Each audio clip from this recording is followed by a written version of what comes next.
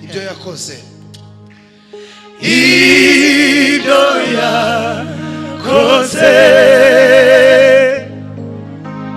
ibyo nishimira yurambuye ikiganza cawe uhaza ibyaremwe yurambuye ikiganza cawe uhaza ibyaremwe yurambuye ikiganza cawe uhaza ibyaremwe yurambuye ikiganza cawe uhaza ibyaremwe. Haleluya! Mu kiganza cawe harimo byose umutima wanje wifuza. Bwana asifiwe sana. Haleluya! Ndanezerewe kubona musekera Imana igumugisha nowe wacu muhira ukoze Imana ishimwe. Ndanezerewe kukubona. Haleluya. Haleluya. Mu kiganza cawe harimo byose umutima wanje wifuza. Yurambuye ikiganza cawe uhaza ibyaremwe. Yurambuye ikiganza cawe uhaza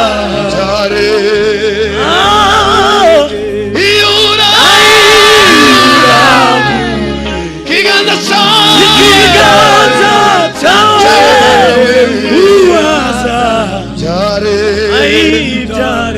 tuzamura ibiganza. Haleluya, haleluya, haleluya, haleluya. Iyi korari murayishimiye ba cyane, korari y'abatipe gusa y'abaca. Haleluya, haleluya.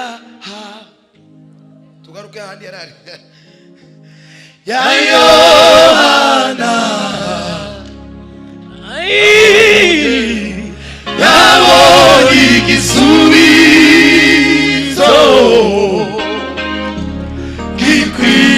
gikwiriye agahinda yarafite. Haleluya. Agahinda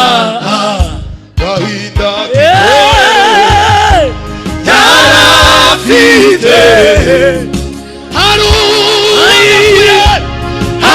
haruhagakuye niwe Yesu. Ibyananiye abamarayika umwami Yesu byose yarabishoboye. Ibyananiye abamarayika Yesu nshuti yanjye byose yarabishoboye.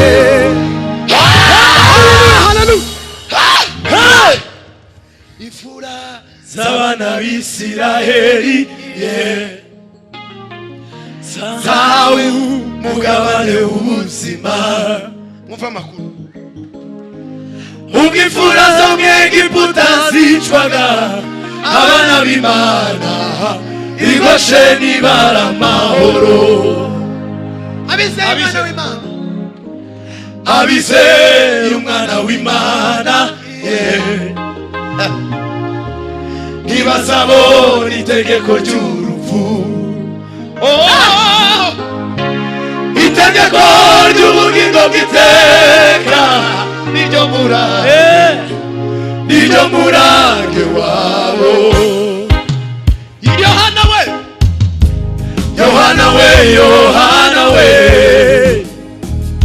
aho icecekere nshuti we, sigaho intare yo mu muryango wa Yuda yarabesheje icecekere. Ibyananiye abamarayika we, ibyananiye abamarayika, umwami Yesu byose yarabishoboye. Ibyananiye abamarayika, Yesu nshuti yanjye byose yarabishoboye. Haleluya! Bwana sifiwe sana. Uyu munsi naje ndashamburiya mu ndirimbo. Ko mucecetse. Ndashamburiya mu mazi imisi nsaba Imana umwuka wo gushamburiya mu ndirimbo. Kandi ndashamburiya mu izina rya Yesu. Murabyemeye? Ukuntu muhamundeye. Wambaye icyubahiro no gukomera, Mana ibicuba biduha igare ryawe, Mana ugendera ku mababa y'umuyaga, Mana imbaraga zawe zirakomeye, Mana imbaraga zawe zirakomeye. Inyanja we, inyanja itukura ibibanyirahunga, Yorodani ibibanyirahunga umugongo, imisozi miremire iteye hejuru y'amasekurume y'intama, Mana imbaraga zawe zirakomeye.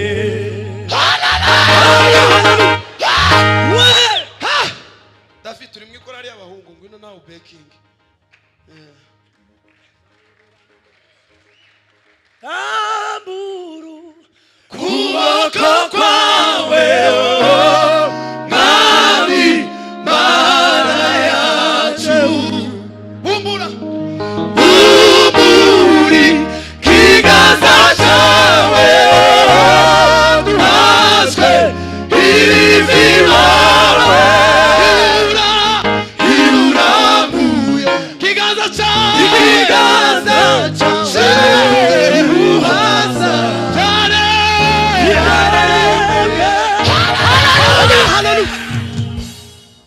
Yorodani kuriho uyu mugoroba igenza umugongo mu izina rya Yesu. Haleluya Yesu. Curanga sebeni papa. Aya majwi muyakira uko ameze. Nutumvamo haruto nawe uyiririmbe. Tumeze neza da. Nutumvamo soprano nawe uyiririmbe. Siko twabwiye abakobwa ngo batari kare. Mutubekingi nawe.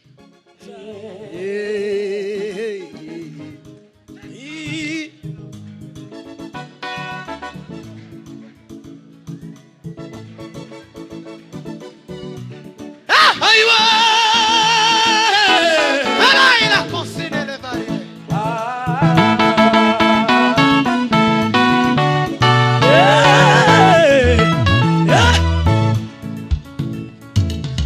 Akibasha kurogoya imigambi yawe, urakomeye, uyu mubiri wose wamara kubohora, Sareba Imana we mfite undi muri. Akibasha kurogoya imigambi yawe, urakomeye, uyu mubiri wose numara kubohora, Sareba Imana we mfite undi muri. Ayiwezi yuko akibasha kurogoya imigambi yawe, Mana urakomeye, uyu mubiri wose numara kubohora, mfite undi muri. Si yuko akibasha kurogoya imigambi yawe, Mana urakomeye, uyu mubiri wose numara kubohora, Sareba Imana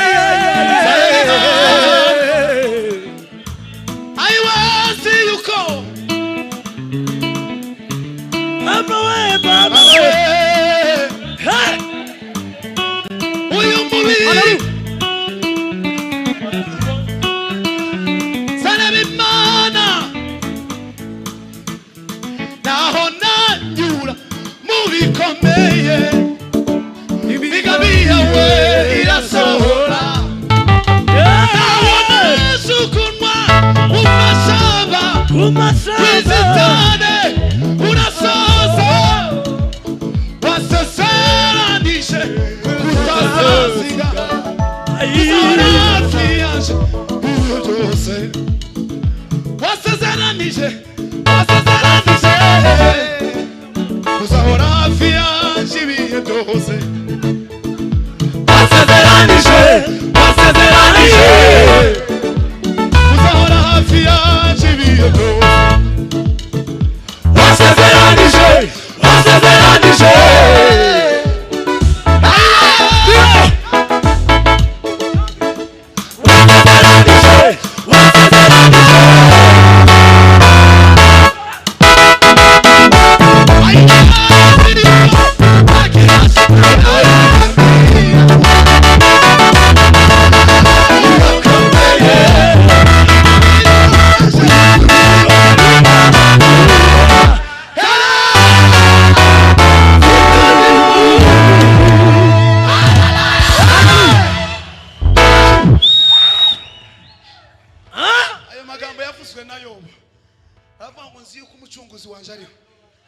kandi amaherezo azahagarara kwisi waya maso yanje azamure umubiri wanje ngo numara kubora zamurebesha haleluya sajyandirimo hori bakunda kuririmba ya Yobu niharya Yobu iyo mu gihugu cyawusi hari umutwayo yari umukiranuzi utunganye kandi yubaga Imana akirinda ibibi byose yaha umugisha n'Imana uwo mugore we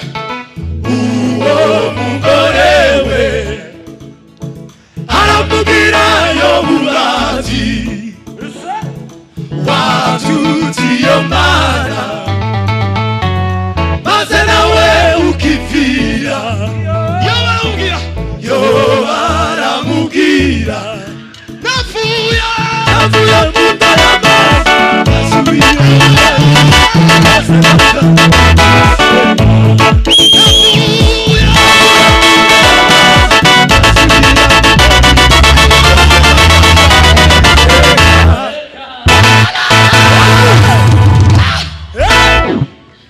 ko turagenda ko turajana haleluya gushikaho nshaka ko dushika Imana ngiye gushikaho nshaka ko dushika kandi turahagerana mu izina tiza ko gashoro ufite sa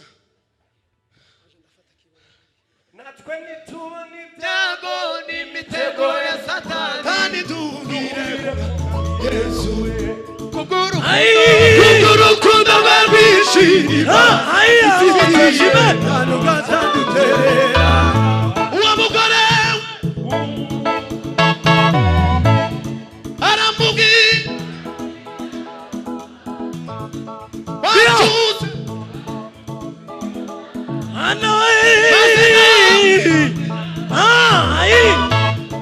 Yobu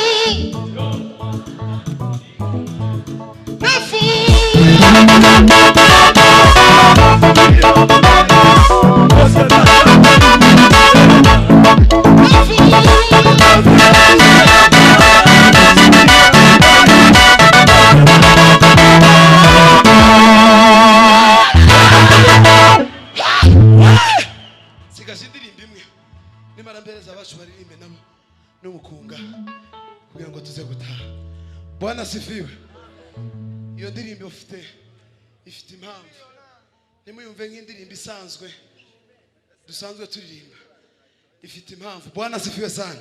Hallelujah. Hallelujah. Hallelujah. Kandi iyo mpamvu nawe kugireho imbaraga mu izina rya Yesu Kristo. Hallelujah. Hallelujah. Hallelujah. Nasabye Imana muri iyi minsi ndabibwira ngo tukazutuma mfa kuririmba nyine biraho ngaho.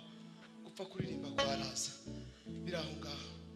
Zushoboza turirimba aruko hari ikintu kigomba gukorwa mu mitima y'abantu. Bwana sifiwe. Hallelujah. Hallelujah. Hallelujah. Hallelujah. Hallelujah. Tugiye kubwira Satani ngo arekure ibyacu. Bwana sifiwe. Amen. Sasa abantu bari mu gutwikira ibintu bimwe bakagira ngo biroroshe. Muzamubwira ngo Satani aroroshe. Muzamubwira ngo aroroshe. Iyo muhamu muca hejuru nga nyine mukaza mugira yakuzwigije n'uzubona ko akomeye. Takomeye kurusha Imana ariko ndiyoroshe. Kugira ngo uzemere Bibiliya yaravuze ngo nimurwanya Satani azabahunga kubera iki turinda kurwana nawe. Turamurwanya uyu mugoroba kandi ahunge mu izina rya Yesu. Haleluya, haleluya. Tumubwire ngo aciye baraka zetu. Ndio indirimbo sanzwe giririmba kenshi ariko hari impamvu ngiye kwiririmba uyu mugoroba. Ushaka gusanga ari yawe cyangwa ari yundi cyangwa ari yundi cyangwa ari yundi simbizi. Curanga papa. Niba nawe ushobora kubona akantu nk'aka ngaka kari bugufi bwawe, sinzi kiri mu mutima wawe ariko cya kindi kirimo kigire.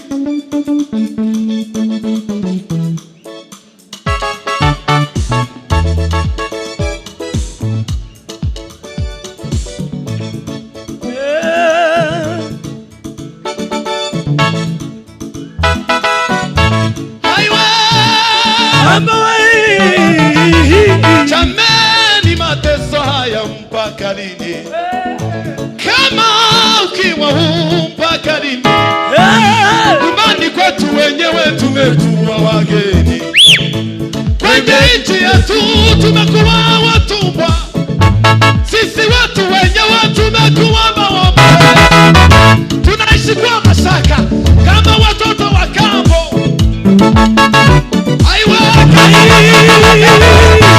Haki zetu za msingi nazo tumenyang'anywa, kumbe Satani umekalia mafanikio yetu, kumbe Ibilisi umekamata baraka zetu. Sasa tunasema tunashatambua vita tutapigana tujue haki zetu. Sasa tunasema tumeshatambua vita tutapigana tujue haki zetu. Pende usipende lazima wachia. Achia ndoa zetu, achia watoto wetu, achia baraka zako, achia nchi yetu, achia familia zetu, achia watoto wetu, achia nchi yetu, achia wazazi wetu, achia kwa jina la Yesu, achia.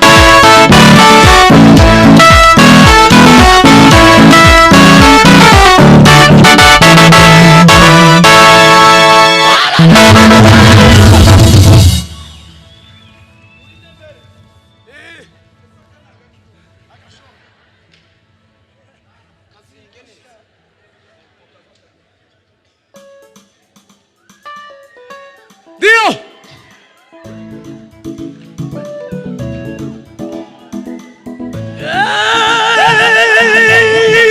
mimi Mungu. Abantu botuonera ibindi bitenge nka bibiri keneye ibintu bitatu, udutize ku bitenge bibiri, muhereze mukongomani kimwe na Alex kindi. Sawa.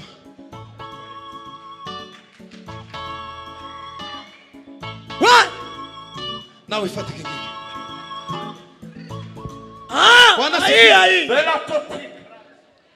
Munzu y'Imana no mu murimo w'Imana pase agahayo keshejwe karemewe.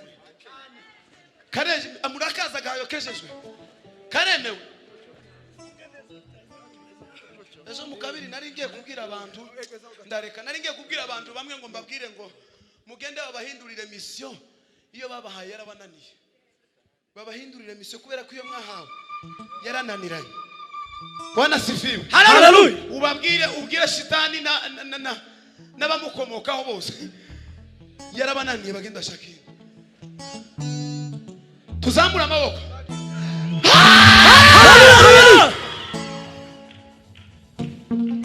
Nakuuliza shetani, umepata wapi mamlaka ya kukamata akili za watu? Wewe umeleta bara, umeingia makanisani, umekamata wanabaki watoto wao. Umekamata wa mama, umewavika ulevi, bila kusahau kina mama, vikao vya masengenyo. Sasa nimechoshwa na mambo yako, wewe shetani.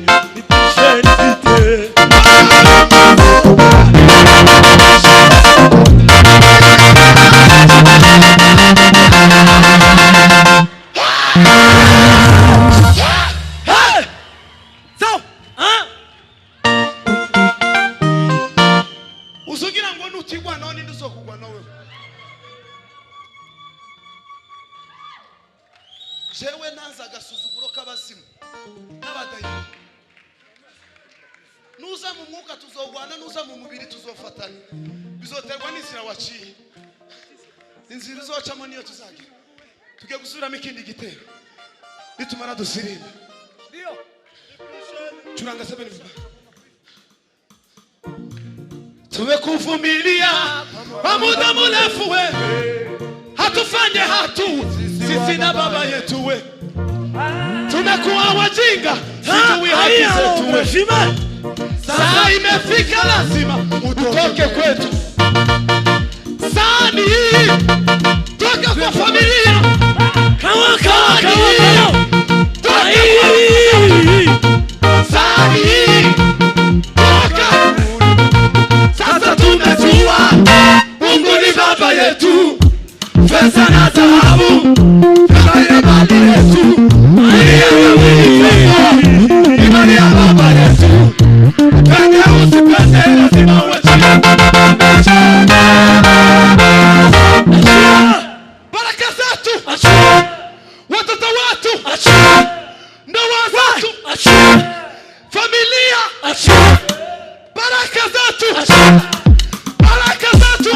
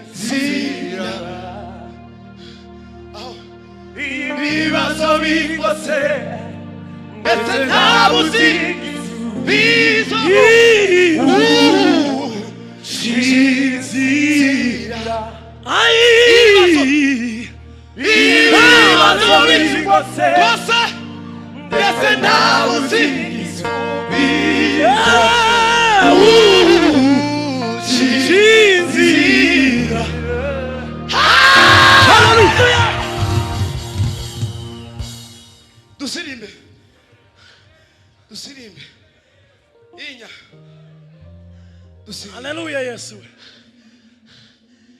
Mungu, angalia kunena kwangu, na uisikie sauti ya kilio changu. Moyo wangu umechoka sana Baba, kwa ajili ya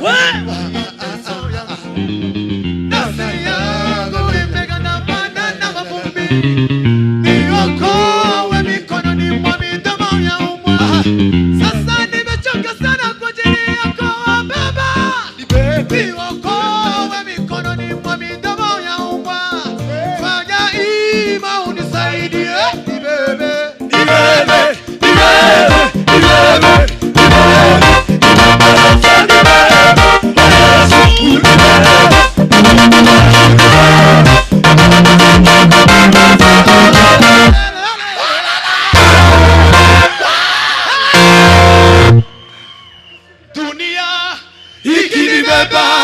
Itanipeleka jehanamu, Yesu nibebe.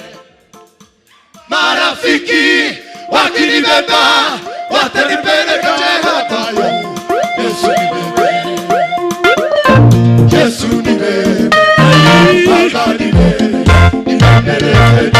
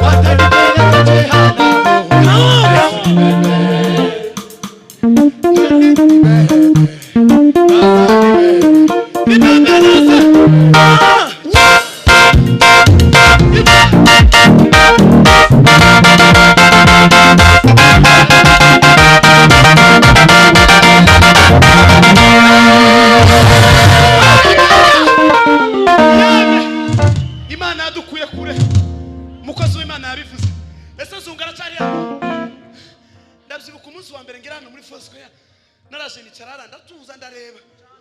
Undi munsi wa kabiri ndaza nigaga muri Yerika ndaza ngo mare nicara hariya yasugiye he subira hariya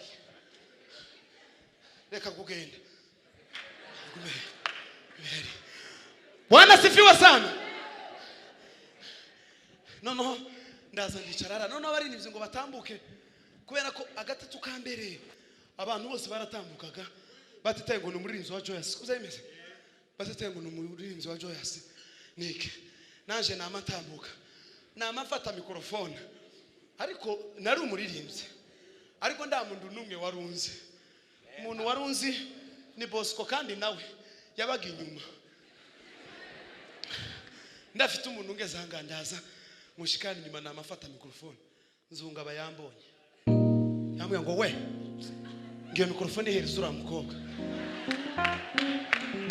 ariko sinamugaye kuko ntago yaranze sibyo ntago yaranze yinari mushasha ndaho ngaho kiririya mu butayu yo debar wowe wangu yabisoni ubisagu sega kwaje mugihe kwiriye mama ijona sabe nyine ndababara ariko sinababara ndakariye nzungu kuko ndi yaranzi nari nibi biranga noneho abanaziri harakumba ese nahakabaga cyumba cy'amasengesho naha umunsi umwe ndaza kuwa kane turasenga uyu mugabo niwe wambaye ivesi ndaririmba ngo n'urukundo rw'inshuti yanjye watumyimvira abarikanga bamubi batangira kuza bambaka vesi k'umukungano mu gatatu k'umukunga je siko natangiriyeho nawe niko watangiriye kumukunga nawe agakunga kabisa none ubu nyine kururira indege agakunga yewe no dukomere David amashi David uzomugurira ikirato amen ciza cyane David umunsi umwe niba ari umwuka w'Imana wamuganirije dataranyandikira arambwira ngo yewe ngo hazaje umunsi umwe tugakorana mu gatatu yewe tugakora gute praise and worship ndavyibuka gatatu ka mbere naririmbyemo baririmbye ndimvu reka tuvuge ibigwi byawe ibyo uwo munsi ni shati nari nambaye sinoyibagirwa habe nubwo bogira gute nari nambaye agashati gato akamangaze nari nanutse neza nkandese nta muntu tungana ayiwe uyu nguyu ni munini nari uruzingo ndi Imana ingirira neza Bwana sifiwe haleluya none Yesu yahinduye amateka icyo ni kimwe vuze nawe wovuga ibindi tugiye gusirimba niba hari ikimana yagukoreye nawe ushima Imana je Imana yankoreye ibintu byinshi tuzadusererezanya na Bosco twabanga Imana yadukuye Makedonia iri uyu yari bandi rimwe ribi azamwa ibintu byose bibaho umunsi umwe ngo dukubitaga kunga gutya arafatwa kandi yafashwa kuva ico gihe tarasubira inyuma Imana imugirire neza ashake ico gisigaye curanga papa zamuka waruzamutse iyo neyo noti yo ngiye yewe soni umvise gusenga kwaje ugiye gikwiye papa ico nasanje wowe wangu yewe soni umvise gusenga kwaje ugiye gikwiye papa ico nasanje Yesu arakora nukuri arakora nugutarasubizwa nukuku umutima Yesu arakora atuye inyuma